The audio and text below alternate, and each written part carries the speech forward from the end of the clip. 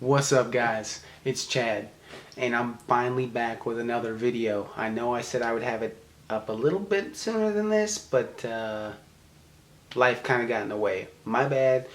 I'm gonna try to do better from now on. This is a learning process for me. So before I start into the topic of this video, I wanted to give a huge thank you to everyone who supports our family, who supports, Gabe Babe TV, the Gabe Fix, and then of course the new channel, Chad's Life. We appreciate it so much. We love you guys. You are awesome, and you make this so much fun because we get to interact with you and get to know you more and more through your comments. So today's topic, Chad's military experience. Everybody always asks, Chad, talk about the military, talk about what you did. Well, look, I tell you, I don't really talk about this topic too much. I really don't talk about it with too many people. Really, Gabe, Mark, Gabe's mother a little bit, my parents a little bit, but really I don't talk about it a lot. I was in the Army for 7 years. I've done 2 tours to Iraq. I've done 3 tours to Afghanistan.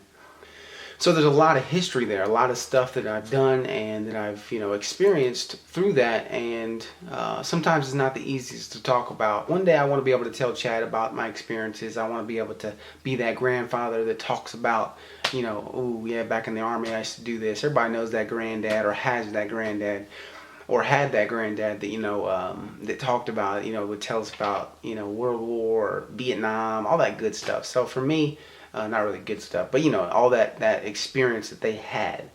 I don't know if I'll be able to do this in one video, but I'll try my best. So I joined the Army in October of 2000, right after high school. I went to basic training in Oklahoma, Fort Sill, the home of America's artillery, and then I went to Fort Huachuca, Arizona for my advanced initial training, which is to fly UAVs, unmanned aerial vehicles. Or the news calls them drones all the time. So everybody's wondering what I used to do or what I did. That's what I did. I flew remote control spy planes. My first duty station was Fort Polk, Louisiana. Really not much there. It's a very small. It's a training center. Joint Readiness Training Center's there.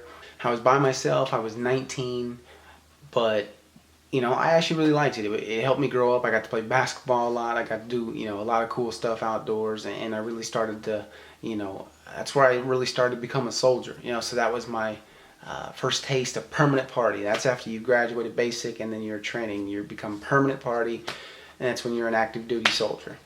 I remember the day like it was yesterday, September 11th, 2001. Everybody knows that day was, horrific. It was just a horrible, horrible day. And anybody that lost someone that day, or lost someone due to what the result of that day, my heart goes out to you. It's just a tragic day. I remember I was in my barracks room in Louisiana. My roommate woke me up, shaking me, saying, "Hey, you got to see this. You got to see this." Like he was super worried. He was like scared. So I jumped up and I went over and looked at his TV, and we'll sit there and watch the second plane hit the building. It's hard to explain the feelings. Everybody knows if you were there and you saw it, on TV, or God forbid you saw it in person.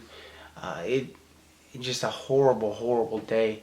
So, I knew things were going to change. As a 19-year-old soldier, I never thought I'd be faced with possibility of going to war or going to do anything like that.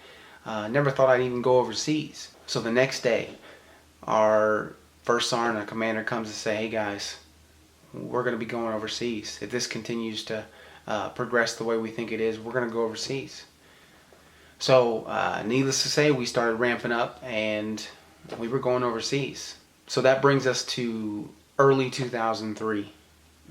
We deployed to Kuwait in preparation for what we now know as OIF, or Operation Iraqi Freedom. The feelings of getting on a plane and flying for 15 hours was, I don't know, you don't know what to feel, you don't know what to think. This is a complete unknown idea. You've never had this idea in your head, at least I didn't, of going to an area where I might have to, kill people or or possibility of being killed myself. It was a lot to handle for a 19-year-old. I know there's a lot of 19-year-olds out there right now that are dealing with that, and I commend you guys. You guys and you girls, I commend you, and I thank you for your service, because now I don't have to do it, and I know that you were there, protecting me and my family, so we appreciate it. I remember sitting in our Tactical Operations Command Center, and listening to President Bush issue the warning to Saddam Hussein. And it's weird, because you're just like, wow, this means a lot. If he doesn't comply, this means a lot. And then I remember sitting watching President Bush tell Saddam Hussein that we were coming into his country, and that he didn't meet the demands, and we were going to war. That was a huge, huge day. That day, probably one of the freakiest days, because, the unknown was across that border. We were a couple of miles from the Iraqi border, in the middle of the desert, but it just, man, we were going to war. We were going to go, and we had to beat the bad guys. We had to get Al-Qaeda out and try to help, free Iraq, free the citizens of Iraq that didn't deserve the persecution that they were going through. So March 2003, across the border. The feeling crossing that border was kind of a feeling of pride. I was proud. I was a soldier. I was going over to fight for my country, going to help people, mixed with fear, mixed with worry, mixed with excitement, anxiety, just every emotion that you can possibly have. So that first night, it was looking at the sky. It's hard to explain, what it looked like. The moon was just huge. Just unbelievably big. Probably it looked 2 times, 3 times bigger than what our moon looks here. Amazingly big. The stars were just bright and beautiful. It's covered the sky.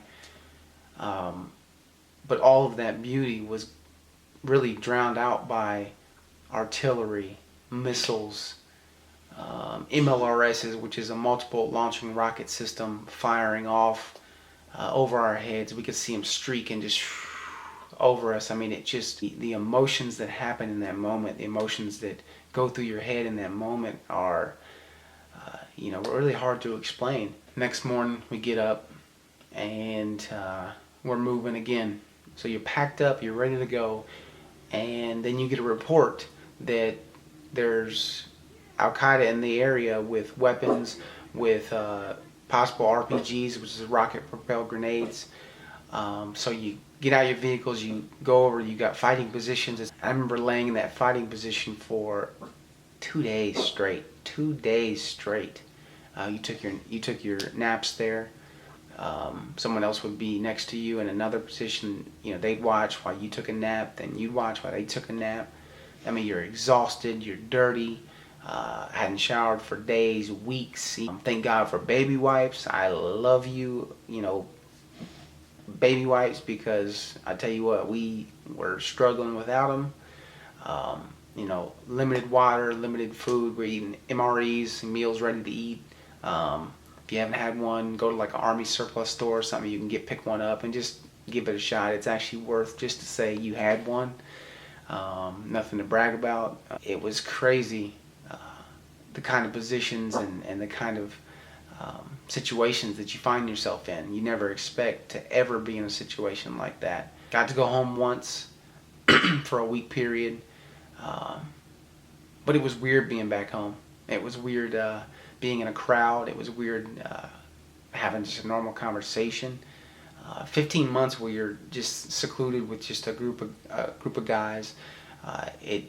You become close with them. You kind of forget how to have a conversation on the other side. So my friends back here, who I had kind of grown apart from anyways, just because I went to the military and they didn't, so our communication really kind of, kind of left. It just really wasn't what it was. It was weird hanging out with them. Our mindsets were different. We thought differently, and knew I was going back to a war zone. I knew I was going back to Iraq. I don't think they fully understood that. So that's kind of all I want to cover in this video. There's a lot of things that I can't really talk about. Just they're classified stuff, or stuff that just is kind of sensitive, that I'm not necessarily ready to talk about. I hope to get to that point one day where I can, but